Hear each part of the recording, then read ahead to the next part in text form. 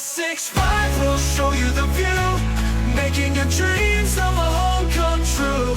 Call us now, don't hesitate. Just dial 876-16867. +65 will show you the view, making the dreams of a home come true. Call us now, don't hesitate. Just dial 876-16867. This episode is brought to you by Team +65. Hey everyone, welcome back to another episode of the Golden Nuggets podcast. Hanafi here. Next to me, I have Amir. And today's guest is a bit different. He's unorthodox. And he also likes cockroaches. Let me introduce to you, Kevin. Thank you for that wonderful, unorthodox introduction. It is true that I like cockroaches. They're very underrated animals. They're very resilient. They can survive without a head for 1 week. Oh, really? Can human beings survive without a head for 1 week? No. I don't think so. So they're very underrated. Actually, just for the listeners' sake, actually he asked me to do this introduction. So people say they like animals, they're lying, right? They only like cute animals. And life is a lot of duality. People sometimes can be don't appear as they seem. Yeah. It's easy to judge things online. Yes. Maybe we can explore that theme today. True.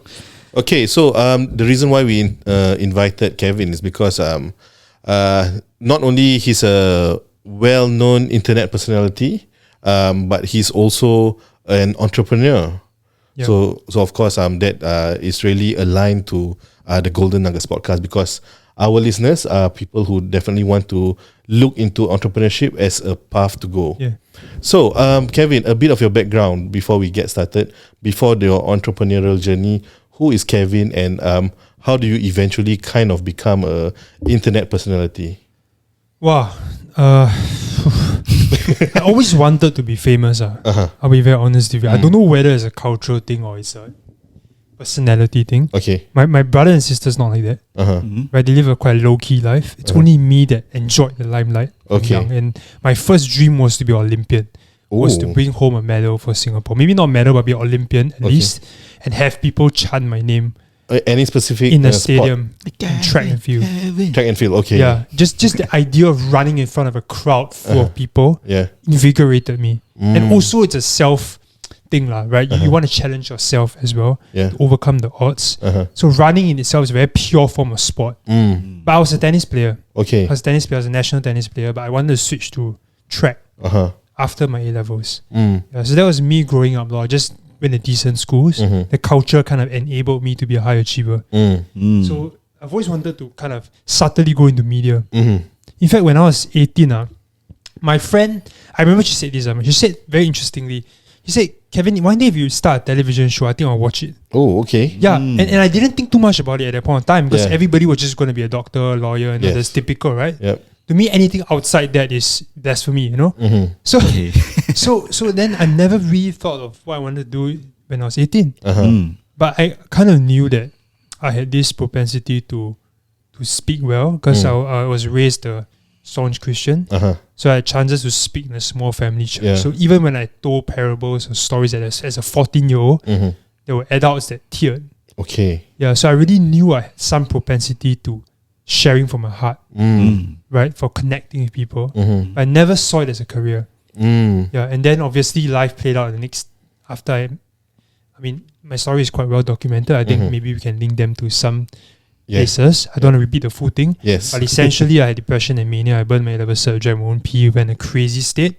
I came out of that, had a dream to be a media personality. Okay. Shelved that to build a business for 10 years. I was in direct sales for 10 years, where there were nuggets I used a lot from my mentors. You know, and then I stopped that after 10 years. I have some passive income. Okay. In the meantime, I also built training companies. So I go to schools to deliver programs, talks, workshops. Okay. And then after when I came out of my second depression at 28 years old, I decided to start Radical Kindness. So how young are you now? Fulfill that dream. How young I'm are 30. you now? You're 30 now. Yeah. So it's about 2 years since you started Radical Kindness. Since I started what? Radical Kindness was last November. Last November. Okay. 28, I had depression for a year. Okay. Then 29, I started Radical Kindness. Okay. Okay. So you were in direct sales. Yeah. Is it a network marketing company? It is. Any company that we know Amway. of? Okay, Amway. So I'm a founder's plat there. Which is technically top 0.1% or top, I don't know what stat is it. Okay. Top 0.5 or something, right? Yeah. So my team is quite large. I don't want to say the exact number, but the revenue running through it is probably close to 7 figures a year. Oh, wow. Yeah, but I only get back a small percentage of that. Yeah. Understand. Okay. I mean, since now we are talking about network marketing, right? Yeah. You right now you are a business owner, and you are also a content creator. Yeah. Previously, you were in direct sales, and I believe that is the actual starting point to your entrepreneurial journey, Yes, right? it was the first. So, I want to understand your mindset behind network marketing. Do you think network marketing's business plan, the way it actually works, is it better than the traditional business, or is it to what a lot of people believe it's kind of a Ponzi or scamming? Sure. I love this question. This deserves a podcast by itself, right? It's not explored properly, Yeah. properly, respectfully. When I start my own podcast, I want to have one episode dedicated to this. I'll give you the short answer. I think I see it as like nuclear energy. Okay. There's potential for very good or extremely bad. Okay. Yeah. So if you use it well, I think it's a good alternative form of distribution. You cut through the middleman, you distribute it through independent people. You give people an opportunity to start business with little or low capital, right? That's a typical value proposition. You ensure that they're good quality products, right? They're comparable in market price. They're not scammy, not like magnetic bits or some like tier placenta. So that's the premise of it. Obviously, on the flip side is that when you can argue that, I wrote about this in my book as well, you can argue that the nature of it allows for manipulation. Or rather, it sets you up potentially for easier manipulation. Okay. Because there's a direct impact on what your downline spends on your income. So you might be very tempted to hype them or to do certain things that are not very scrupulous, that are unscrupulous. And that's where the negativity comes from, right, which is entirely justified. Right? That being said, you can argue that in any industry it's like that. Okay. So I don't think business can be ethical or not ethical unless it's selling drugs. Maybe you can argue for that. But I think businesses cannot be ethical or not ethical. It's people that bring ethics into business. So you can have a doctor or a lawyer that's not ethical. And there are many. It's just that because of this cloak of heroism that we put on these professions, people don't see it as much as they stigmatize direct sales. When I was in direct sales for 10 years, right, I had no attention, no praise, no limelight, nothing. I was doing the exact same work, by the way. In fact, I would argue that it's even harder than the work that I'm doing now. Because I had to sit with people at 2 a.m. in the morning. I had to go down to homes. I had to talk to people of different races across cultures. I had to talk to strangers in supermarkets and bookstores. That set up my foundation for what I am today, and people see me in the streets is very natural, right? But I built it up from that. When I had no limelight. Yep. So people don't see that. They only see the tip of the iceberg. They don't see the 80% below. Yes. Okay. Sorry I didn't answer the question directly. I hope I kind of... Yeah, it's okay. But to you, do you think it's actually better or perhaps worse than the conventional business? It's pros and cons. So to each his own, right? If you want to explore it, you just have to look at three things. Like one is the mentorship law. Do you connect with them? Are they ethical? Are they integrous people? Okay. The second thing you need to look at is the products. Can you believe in the products or not? Right. And the third thing you need to look at is your outcomes. Because I would make the case that you may not be able to make money as fast as conventional business because you need time to build up your team. You need time to you need time to build up your team. Basically, you can't get rich quick unless you're doing weird things, right? So you need a lot of time, and that investing in people takes a lot of time and energy and effort. I think most people are not willing to do that. But once you hit a certain level, I think that when you develop leadership, then it'll be truly passive. Yeah. So that's the advantage of it. In traditional business, obviously the advantage is that the cut is a lot greater. If let's say you do a drop shipping business, right? You take any product and you immediately go and drop ship them on Carousel or whatever platform. There's one 17-year-old kid I saw on TikTok that's making a lot of money doing drop shipping. Right? So your margins are a lot higher, but then you can argue that it's not as passive. Okay. You talk about ethics. Yeah. And whether it's in business or perhaps in direct sales, in network marketing, right? The head or the top or the leaders, they will need to motivate and actually hype up the team to make sure that business goes forward. Okay. So is that manipulation or is that like being Motivating. yeah. Good question. Like where's the line? Where's the line Good between question. ethics and also like trying to motivate people to bring the business forward? It's a very fine line that's very hard to define, right? You can extend this line to religion as well. You know, to what extent are people being authentically giving back to God or to other people versus a pastor that is wanting to make money for himself, right? So it's very, the line is very blurred, but I see it as persuasion and manipulation.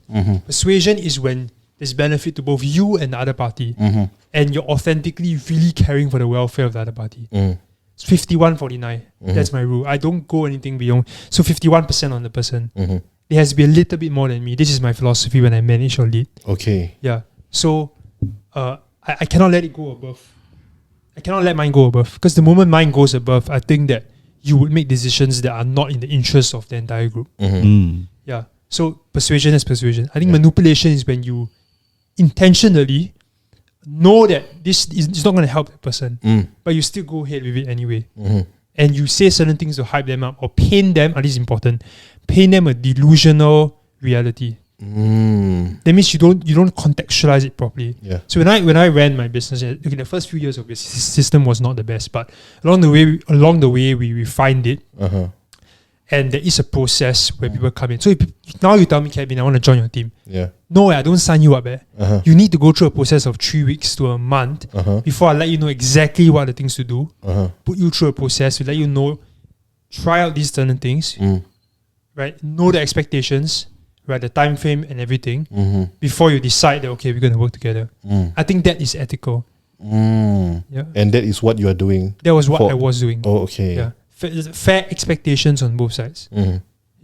Okay. And then another thing about network marketing, because I personally was in network marketing and that also really opened my eyes into the business world.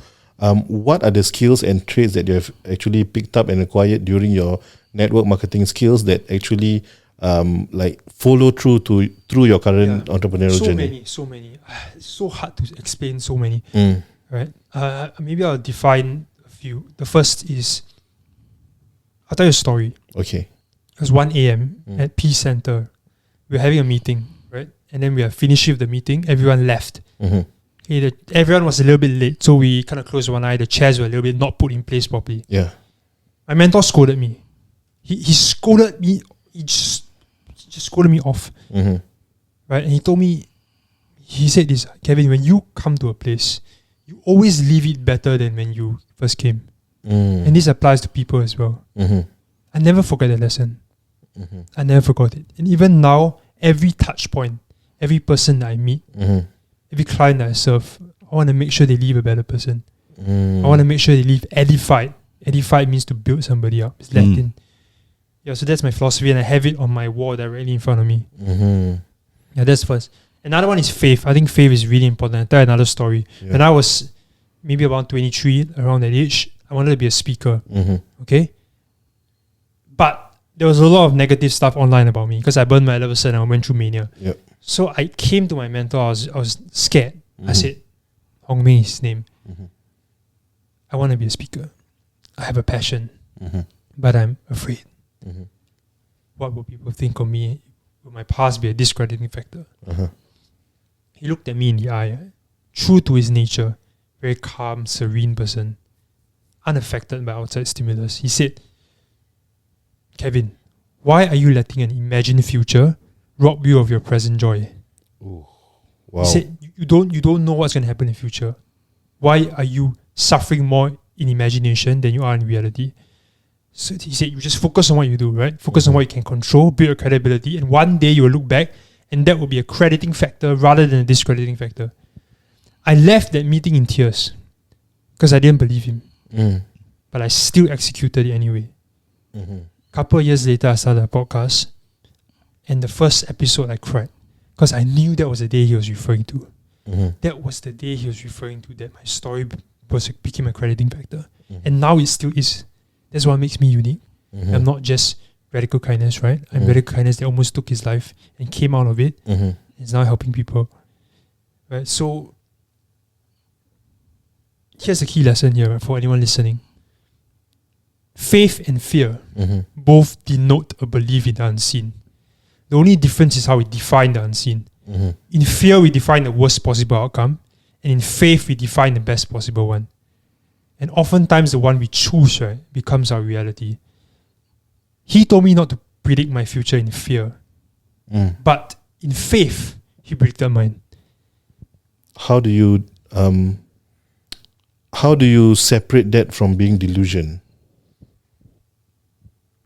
I think faith requires a bit of delusion. I think all faith is blind faith.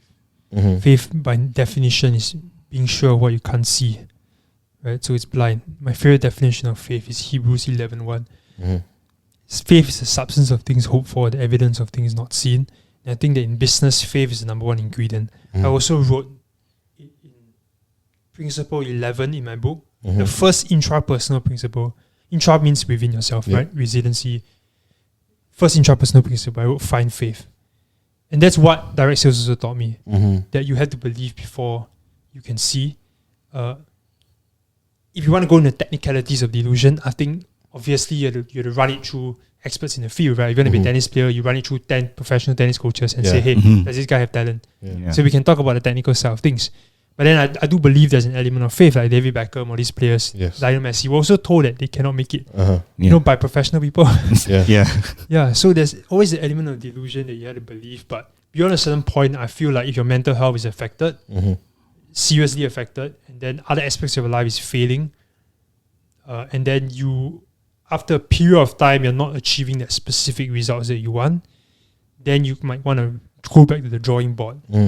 But the line is hard to find. Because sometimes you're very close to the goal and you quit. So I can't tell you. You have to find it yourself. And what about, should you balance both fear and faith? Or should you really just look at faith? So I have a lot of stupid stories. I don't like to share them. Go ahead. Time up.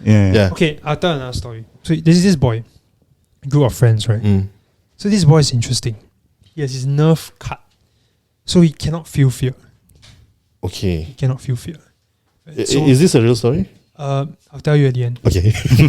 So he cannot feel fear, right? And so one day the kids were playing. And then they say, hey, Tom, this is house that is dilapidated. I heard there are things inside. Why don't you go inside? Because you don't scared, right? So he went inside the house. So in the house, he saw figures moving around, right? And he saw a woman in a white dress without a head. So he came out of the the dilapidated house. And he relayed the story to his friends. All of them got scared and ran away. They screamed, ran away. So the guy was like, these people are weird. Why are they screaming? Right? So he doesn't understand the concept of fear. So he walks through, on the way home, in the distance, he sees a lion. He's a lion, right? But he has no capacity for fear. So he approaches the lion. He says, interesting, a majestic looking creature. So he poked the lion. And the lion ate him. Okay. It's the end of the story. Pretty weird. But what's my point? My point is that fear has its place. You need to have a certain degree of respect for fear. Fear is a human emotion because, when you... to protect you. Right? So, another quote by an anime, the only anime I watched, Fairy Tail. This guy called Natsu. He matches my personality a lot, right? A little bit crazy, very gung-ho, always chong one. But at the same time, also, he can be very serious, but also very playful at the same time. So I liked him a lot. So then there was once, he was put against the most powerful wizard in his guild. And he believed that he could win. Right? He was a bit delusional. He believed he could win. Fought. And then the guy put him to his knees, right? He destroyed him. So when he put him to his knees, he was shaking on the ground. This guy called Gildas, he said to him, fear is not evil. Right? It lets you know what your weaknesses are. And only when you understand them can we become stronger and kinder. So that was my favorite quote in the entire whole Fairy Tail series. So you need to have a certain degree of respect for fear for sure. But I think most people take it another spectrum. You know, and they're so afraid. Yeah. They don't even want to take the first step. Yeah. Right? What does fear stand for? False evidence appearing real. It is essentially suffering in imagination. Most of the time. Wow. Wow. We are speechless because this 20 minutes was actually quite fast. Yeah. We'll move on to the next part to learn more about your entrepreneurial journey when you actually move to your rebound and also radical kindness. Yeah. All right. Right. Okay, so with that being said, we'll just move on to part 2. Yep. No more questions, right? Okay. I hope you guys are able to actually encapsulate the whole part 1. There's a lot of ping pong and back and forth between Ami and Kevin, and I couldn't even chime in because I'm like just staring in awe. But that being said, extract your own nuggets. See you guys in part 2.